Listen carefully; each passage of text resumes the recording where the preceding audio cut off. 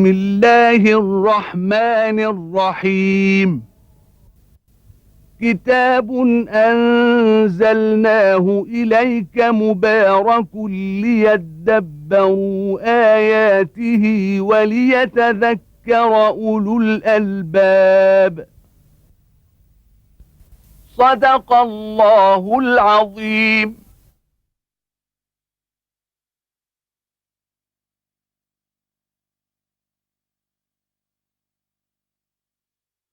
الحمد لله رب العالمين، والصلاة والسلام على عبده ورسوله الأمين سيدنا ونبينا محمد وعلى آله وأصحابه ومن اهتدى بهداه وعمل بسنته إلى يوم الدين.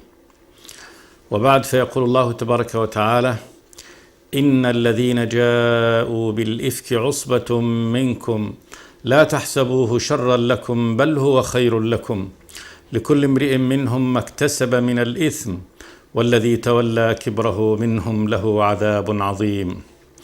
لولا إذ سمعتموه ظن المؤمنون والمؤمنات بأنفسهم خيرا وقالوا هذا إفك مبين. لولا جاءوا عليه بأربعة شهداء فإذ لم يأتوا بالشهداء فأولئك عند الله هم الكاذبون. ولولا فضل الله عليكم ورحمته في الدنيا والآخرة لمسكم فيما أفضتم فيه عذاب عظيم إذ تلقونه بألسنتكم وتقولون بأفواهكم ما ليس لكم به علم وتحسبونه هينا وهو عند الله عظيم. يخبر سبحانه وتعالى عباده في شأن الإفك وما رميت به أم المؤمنين عائشة رضي الله تعالى عنها، وقد قرأنا حديثها بالتفصيل في الحلقة السابقة، وكيف كان سبب نزول هذه الآيات التي برأ الله تبارك وتعالى فيها أم المؤمنين رضي الله تعالى عنها، وبين الحكمة والمنافع في ما وقع على المسلمين في هذا الأمر، والدروس العظيمة التي المستفادة من حدوث هذا الإفك.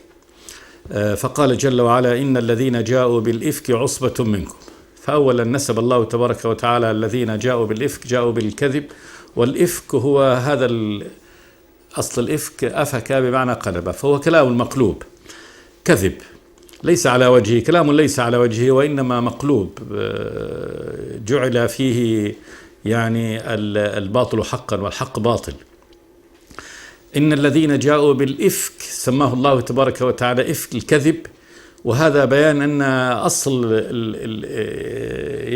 الرمي كان كذبا من أساسه. إن الذين جاءوا بالإفك عصبة منكم، عصبة جماعة منكم من المسلمين، فمنهم مسلمون أخيار ولكنهم سمعوا القالة ونقلوها دون أن يتثبتوا بها، ومنهم مجرمون فجار منافقون هم الذين افتروا هذا، وكان الذي افتراه كما مر بنا هو عبد الله بن أبي بن سلول، الذي لم تكن هذه أول أذى يؤذي به رسول الله صلى الله عليه وسلم، بل هذه من جملة أذياته العظيمة للنبي صلوات الله والسلام عليه. فمنذ أن أسلم وأعلن إسلامه وهو يكيد للنبي صلوات الله والسلام عليه، فهو القائل: ما أرانا وهؤلاء على المهاجرين سمن كلبك يأكلك، وهو القائل: لا تنفقوا على من عند رسول الله حتى ينفضوا، وهو القائل: لئن رجعنا إلى المدينة ليخرجن الأعز منها الأذل، وهو القائل بعد ذلك في كفره للنبي صلى الله عليه وسلم: أبعد عنا نتنا حمارك فقد أذيتنا، وهو القائل له: يا هذا لا تغشنا في مجالسنا بما نكره، من أتاك فحدث، وهذا قبل أن يعلن إسلامه. قال جل وعلا: لا تحسبوه، أي هذا الإفك، شرا لكم من كل وجوه، بل هو خير لكم، وفتنة وأمر عظيم، ولكن الله تبارك وتعالى جعل عاقبته خير، فقد رفع به منزلة نبيه صلوات الله والسلام عليه، ظهر فيها صبره وحلمه صلى الله عليه وسلم ومعالجته للأمور، وأنه رسول الله حقا وصدقا، وأنه لم يكن يعلم الغيب صلوات الله والسلام عليه، وظهر فيها المعدن النفيس لأم المؤمنين عائشة رضي الله تعالى عنها، وكيف تصرفت التصرف الأكمل في صبرها على هذا الأمر العظيم الهائل، وتصرفها كأحسن ما يكون التصرف من الصبر والتحمل وترك إسناد الأمر لله تبارك وتعالى. وقولها بعد أن علمت بكل ذلك قالت: ما أرى لي مثلا وإياكم إلا كما قال أبو يوسف، فصبر جميل والله المستعان على ما تصفون. ثم بعد ذلك هذه الآداب العظيمة التي أدب الله تبارك وتعالى بها عباده المؤمنين، ومنها يعني التثبت في نقل الأخبار، وأن لا ينقلوا خبرا إلا بعد أن يتثبتوا فيه، وأن يظن المؤمنون يعني بأنفسهم بإخوانهم خيرا، وسائر بعد ذلك الآداب التي أنزلها الله تبارك وتعالى حفاظا على نور المجتمع المسلم وإشراقته وعفافه وتآلف أفراده بعضهم مع بعض. لا تحسبوه شرا لكم بل هو خير لكم، لكل امرئ منهم ما اكتسب من الإثم. يعني أن الله تبارك وتعالى سيجازي كل من له دور في هذا الأمر، كل امرئ منهم من هذه العصبة ما اكتسب من الإثم. فالمفتري الكذاب له عقوبة تناسب افتراءه وكذبه، والمسلم الخاطئ الذي سمع الكلام ونقله دون أن يتثبت فيه فله كذلك عقوبته. وقد رتب الله تبارك وتعالى على يعني هذا العقوبة اللي هي الجلد لمن لم يأتي ب4 شهداء. لكل امرئ منهم ما اكتسب من الإثم والذي تولى كبره منهم له عذاب عظيم. الذي تولى، الذي أخذ هذا الأمر على عاتقه وبدأ يقوله ويفتريه وينشره وهو عبد الله بن أبي، له عذاب عظيم، وهذا توعد وتهديد له من الله تبارك وتعالى بالعذاب العظيم في الآخرة. ثم بدأ الله تبارك وتعالى يعظ عباده المؤمنين في هذا الشأن، قال: لولا إذ سمعتموه ظن المؤمنون والمؤمنات بأنفسهم خيرا وقالوا هذا إفك مبين. يعني هلا إذ سمعتموه أن يظن الإنسان بأنفسهم بإخوانهم، لأن الأخ بمنزلة النفس، أن يظن الإنسان بإخوانه الذين اتهموا بهذا خيرا، بل أنه ربما أن يكون هو هذا الشخص المرمي هو أفضل منه، كما حدث لأبي أيوب الأنصاري وامرأته. فإنه لما سمع هذا جاء أبو أيوب فقال لزوجته: يا فلانة، أرأيت لو كنت مكان عائشة أكنت يعني فاعلة هذا الأمر الذي يعني رميت به؟ فقالت: لا والله. قال: وأنا والله لو كنت في مكان صفوان ما هممت بمعصية، والله إن عائشة لأفضل منك وإن صفوان لأفضل مني. فكيف يقع منهم هذا الأمر؟ فظنوا بأنفسهم خيرا، أنهم لو كانوا في هذا المقام ما وقع منهم ذلك، فكيف والذي يعني توجه إليه هذا التهمة الكبيرة والإفك العظيم إنما هي أم المؤمنين عائشة رضي الله تعالى عنها الحصان الرزان زوجة رسول الله صلى الله عليه وسلم، وكذلك صفوان بن المعطل رضي الله تعالى عنه السلمي، هذا الذي يعني صاحب رسول الله والذي يشهد له النبي صلى الله عليه وسلم شهادة بأنه ما علم عليه إلا خيرا. الصحابي الجليل الفاضل كيف يقع منه مثل هذا الأمر؟ لولا إذ سمعتموه، هلا إذ سمعتم هذا يعني النبأ والخبر الكاذب، ظن المؤمنون والمؤمنات بأنفسهم خيرا. مؤمن، كل مؤمن ومؤمن كان يظن بإخوانهم خيرا، وقالوا هذا إفك مبين على طول. يعني كان ينبغي ألا يخفى هذا على مؤمن ومؤمنة أن يقول إن هذا إفك كذب، كلام مقلوب مبين بين واضح لا شبهة فيه، بمجرد أن يلقى إليه هذا الخبر، عندما يرى أن أخاه هذا الذي رمي به يستحيل أن يقع منه مثل هذا الأمر. ثم قال جل وعلا: لولا جاءوا عليه ب4 شهداء، يعني إن كانوا صادقين فيما يقولون هلا جاءوا عليه 4 شهداء يشهدون الفعل، فهذا هو الذي يثبت به مثل هذا الأمر. قال: فإذ لم يأتوا بالشهداء فأولئك عند الله هم الكاذبون. فإذ لم يأتوا بالشهداء فأولئك عند الله هم الكاذبون، يكون يكذبون، وذلك أن حكم الله تبارك وتعالى أن جريمة الزنا لا تثبت إلا بشهادة 4. ثم قال جل وعلا متهددا ومتوعدا: ولولا فضل الله عليكم ورحمته في الدنيا والآخرة لمسكم فيما أفضتم فيه عذاب عظيم.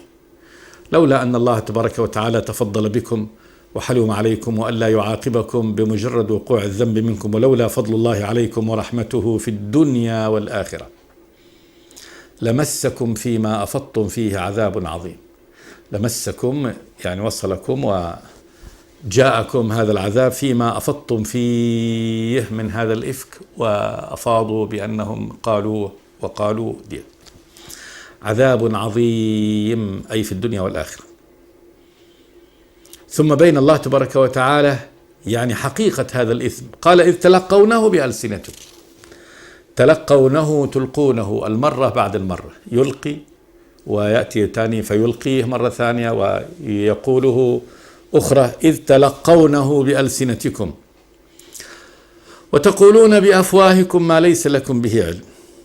كلام تلقيه باللسان وتقوله بفمك وليس عندك علم به. الأمر العلم لا بد أن يكون هو القائم عن دليل، وإنما هذا مجرد خبر كاذب يأتيك ثم تنقله وتقوله لغيرك وتلقيه بلسانك ولا علم عندك به إلا مجرد أنك سمعته يعني من غيرك سمع من مصدر لم يعني يستوثق منه ويتضح ويكون هذا الناقل ناقل عن علم. إذ تلقونه بألسنتكم وتقولون بأفواهكم ما ليس لكم به علم وتحسبونه هينا. تحسبونه يعني هذا الفعل، عندما تسمع هذه المقالة الفاجرة الكاذبة وهي مقالة تهدم الدين، تهدم بيت النبي صلوات الله وسلامه عليه، رمي لمؤمنة تسمعه وليس خبر لا يقوم عليه يعني أي شبهة دليل، فتلقيه بلسانك وتحسب أن هذا الأمر هين، أنك لم تصنع إلا أن سمعت كلاما فقلته، كما يقول كثير من الناس عندما ينقل كلام العهد على الراوي، أنا ما علي شيء إنما أنا سمعت كلاما وأنقله. لا، الذي يحدث بحديث لم يتثبت منه ولم يعرف هو مشارك في الكذب. إذا كان حديث كذب فهو مشارك بالكذب، كما قال النبي صلوات الله وسلامه عليه عن حدث عني بحديث يرى أنه كذب فهو أحد الكاذبين، فلا شك أنه يكون مشارك في الكذب. وقال النبي صلى الله عليه وسلم كفى بالمرء إثما أن يحدث بكل ما سمع، ليس كل ما تسمعه حق، فلا يجوز أن تحدث إلا بما ثبت عندك أنه حق، ما يثبت أنه حق عند ذلك تحدث به. إذا سمعته وهو ليس يعني أهلا لأن يصدق ترفضه. فتحسب، قال الله جل وعلا وتحسبونه هينا في أن تسمعوه ثم تلقونه وتنقلونه إلى غيركم دون التثبت فيه، تحسبونه هينا وهو عند الله عظيم. هو هذا الذنب، هذا الأمر عند الله عظيم، يعني ذنب عظيم، ذنب عظيم عند الله وإثم كبير أن ينقل الإنسان حديثا لم يتثبت منه. حديث، وأي حديث؟ إنه رمي يعني للمحصنات المؤمنات. ثم قال جل وعلا ولولا إذ سمعتموه قلتم ما يكون لنا أن نتكلم بهذا سبحانك هذا بهتان عظيم. تأديب من الله تبارك وتعالى، يقول ولولا إذ سمعتموه، هلا أيها المؤمنون إذ سمعتموه قلتم ما يكون لنا أن نتكلم بهذا. أعوذ بالله، يعني تكون حاسة الإيمان ويقظة قلب المؤمن قائمة. ما يكون لنا أن نتكلم بهذا، كيف نتكلم بكلام لا دليل عليه؟ وخطورة هذا الكلام، هذا كلام يمس أم المؤمنين وشرف رسول الله صلى الله عليه وسلم ويعني بيته، كيف يتكلم بهذا؟ ولولا إذ سمعتموه قلتم ما يكون لنا أن نتكلم بهذا. سبحانك، تنزيها لك يا رب أن يقع هذا في المؤمنين ويقع هذا في بيت النبي صلى الله عليه وسلم. هذا بهتان عظيم، هذا بهتان كذب. وسمي الكذب الكبير على هذا النحو بهتان لأنه يبهت، يعني ما يقال له، معنى يبهته يعني يجعله مبهوت متحير ما يدري ما يقول. هذا بهتان يعني أنه كذب مفترى يصيب من يسمعه بالبهت. هذا بهتان عظيم. ثم قال جل وعلا بعد هذا التوجيه وهذا التهديد: يعظكم الله أن تعودوا لمثله أبدا. يعني إنما يعني يحذركم الله هكذا المرة تلو المرة، وينبهكم إلى خطورة ما وقعتم فيه وإثم ما وقعتم فيه، حتى لا تعودوا إلى مثل هذا مرة ثانية. يعظكم الله أي بهذا يعني هذه المواعظ العظيمة القوية أن تعودوا لمثله أبدا، أن تعودوا مرة ثانية لمثل هذا الأمر، أن تنقلوا حديثا على هذا النحو دون أن تتثبتوا فيه، وأن تقعوا في أعراض المؤمنين على مثل هذا النحو.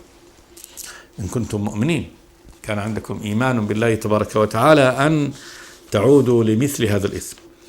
ويبين الله لكم الآيات والله عليم حكيم. الله سبحانه وتعالى من فوق 7 سماواته هو الذي يبين لكم هذا، يرشدكم بهذا البيان الواضح. ويبين الله لكم الآيات، هذه المنزلة يوضحها سبحانه وتعالى هذا التوضيح. والله عليم بكل شيء سبحانه وتعالى، حكيم يضع الأمور في نصابها. فمن حكمته هو هذا الوعظ والإرشاد، وضع الأمور في نصابها، وضع هذه الأحكام من حكمته سبحانه وتعالى، لأنه يضع كل أمر جل وعلا في نصابه. ثم بين الله تبارك وتعالى أثر من آثار هذا النقل، وهو إشاعة الفاحشة، فقال جل وعلا: إن الذين يحبون أن تشيع الفاحشة في الذين آمنوا لهم عذاب أليم في الدنيا والآخرة والله يعلم وأنتم لا تعلمون. إن الذين يحبون أن تشيع الفاحشة في الذين آمنوا، تشيع تنتشر، والفاحشة هذه فاحشة الزنا سميت فاحشة لعظم يعني قبحها، فالفاحش هو الغليظ، فهي ذنب غليظ شديد القبح، فاحشة الزنا جريمة الزنا. فالذين يحبون أن تشيع هذه وتنتشر في الذين آمنوا يخبر تبارك وتعالى بأنهم لهم عذاب أليم في الدنيا والآخرة. ولا شك أن نقل هذا الأمر، وأن فلان وقع في هذا وفلان وقع في هذا يؤدي بعد ذلك إلى إشاعة الفاحشة. ارتباط هذا بإشاعة الفاحشة أنه إذا كانت الفاحشة تقع مثل هذا أو تقع مثل هذا، وهذا متهم وهذا متهم وذاك متهم، إذن سيقول الآخر يعني وأنا ما ميزتي وما تميزي عن هؤلاء، فيجاري هؤلاء. وكذلك نقل هذه الأخبار ودون التثبت بها تلوث المؤمنين، وكذلك إذا كان كذلك تطلع الآخرين على مواطن الضعف. قد يكون بعض هذه الأخبار التي تنقل بدون كذلك تثبت وتروي، بعضها قد يكون يعني في نقل أخبار الفاسقين والفاسقات، فإذا نقل هذا ونشر فإنه ينبه الناس إلى مواطن الخنا والفحش، فتنتشر الفحش. فلذلك يجب أن يكون يعني هذا الأمر محصور، تصان أعراض أهل الإيمان ولا ينقل إلا بدليل، ويكون التثبت في كل جرم حتى يعرف أهل الفحش أنفسهم فتقام عليهم الحدود، وعند ذلك تخمد هذه الفاحشة ولا تشيع. أما إذا انطلقت القالة وأصبح كل إنسان ممكن أن يتكلم ولا عقوبة في هذا الأمر ولا توقف فيه ولا يراقب ربه سبحانه وتعالى عند ذلك، فإنه تشيع مقالات هذا الفحش والفجور في المجتمع، وتشيع بالضرورة لا بد أن تشيع الفاحشة. إن الذين يحبون أن تشيع الفاحشة في الذين آمنوا، فيقع فيها يعني الجميع الأخيار وغير الأخيار. قال جل وعلا: لهم عذاب أليم في الدنيا والآخرة. مجرد إرادة أن تشيع الفاحشة يتهدد الله تبارك وتعالى هؤلاء بأن لهم عذاب أليم في الدنيا والآخرة. عذاب أليم في الدنيا بأن الله تبارك وتعالى يعني فرض الحد الشرعي عليهم، وهو الجلد 80 جلدة لكل من نقل خبرا لم يتثبت فيه. وكذلك ممكن أن يسلط الله تبارك وتعالى عليهم من يعزرهم ويعاقبهم، وممكن أن يبتليهم الله تبارك وتعالى بما شاء من العقوبات في الدنيا، والعقوبة الأخروية تنتظرهم عقوبة النار عياذا بالله. لهم عذاب أليم في الدنيا والآخرة. هذا تهديد ووعيد من الله تبارك وتعالى. والله يعلم وأنتم لا تعلمون.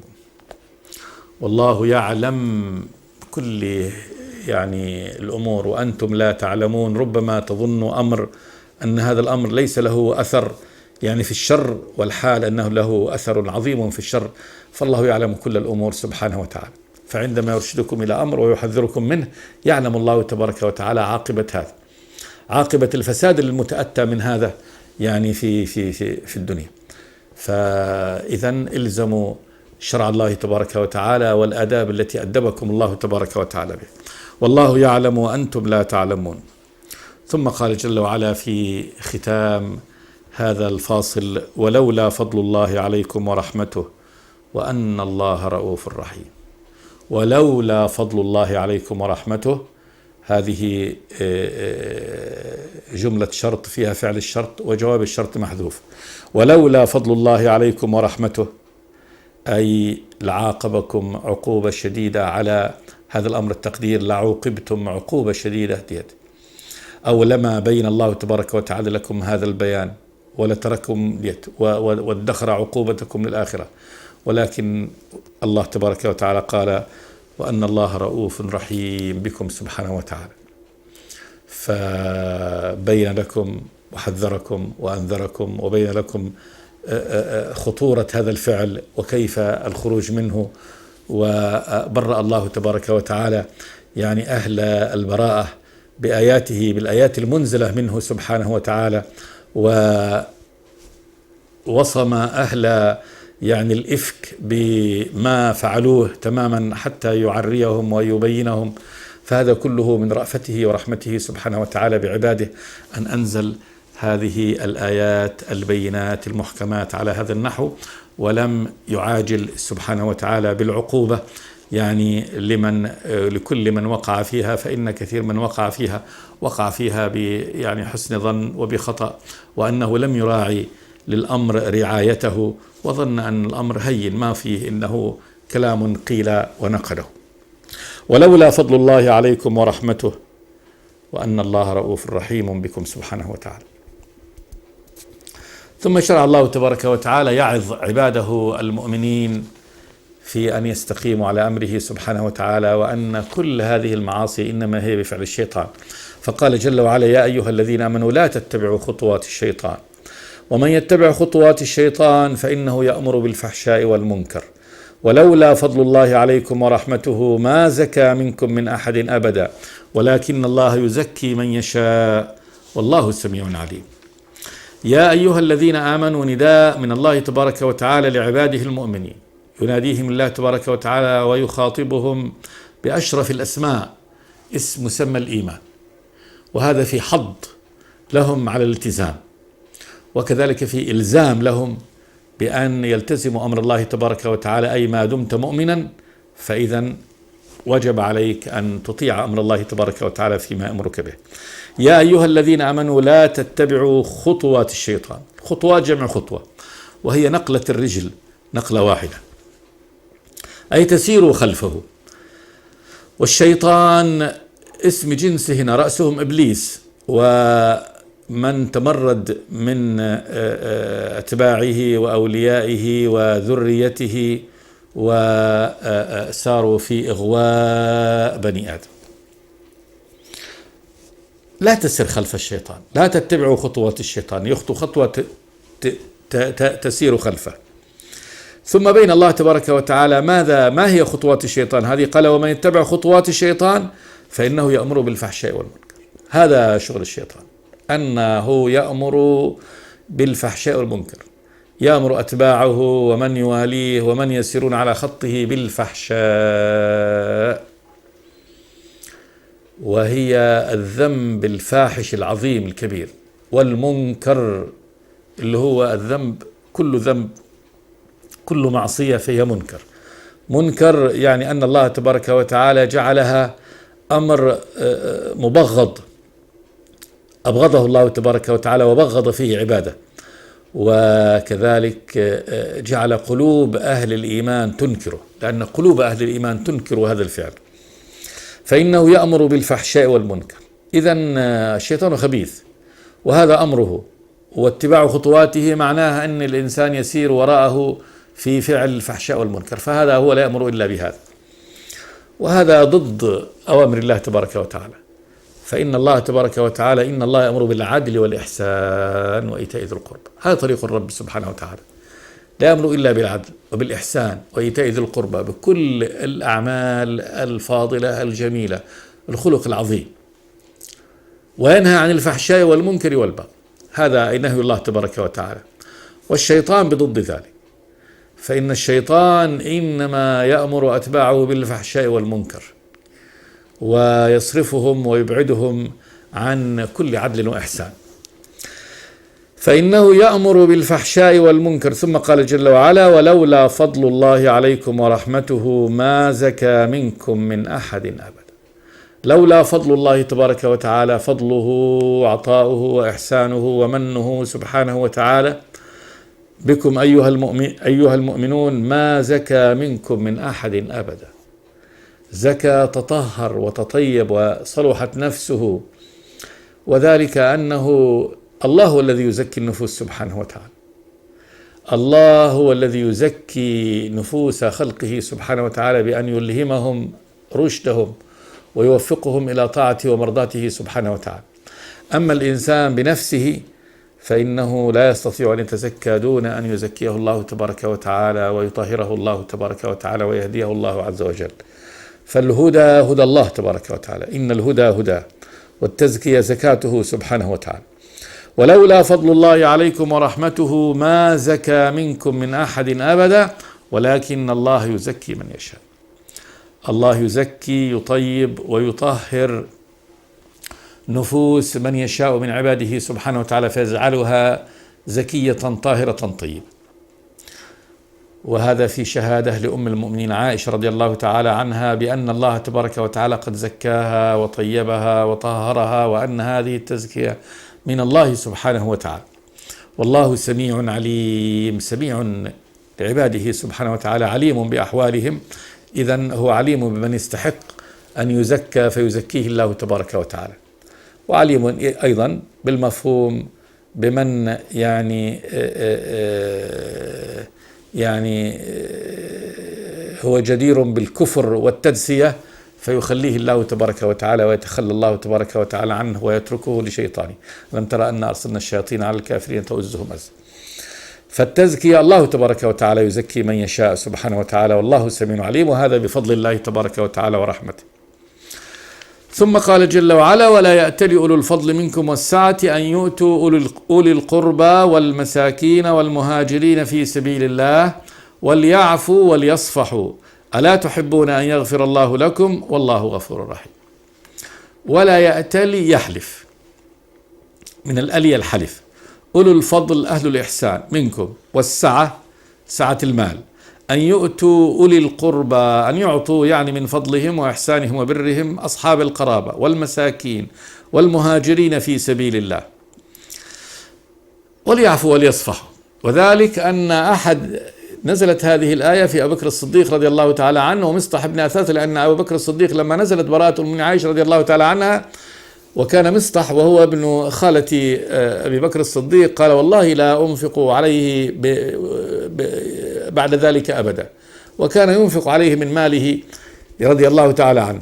فأنزل الله تبارك وتعالى هذه الآية: ولا يأتل أولو الفضل منكم والسعة أن يؤتوا أولي القربى والمساكين والمهاجرين في سبيل الله وليعفوا وليصفحوا، يعني يعفوا عنهم ويصفحوا. وقعت منه الإساءة لكن يستحق العفو ديت، وقد أخذ جزاءه بالحد.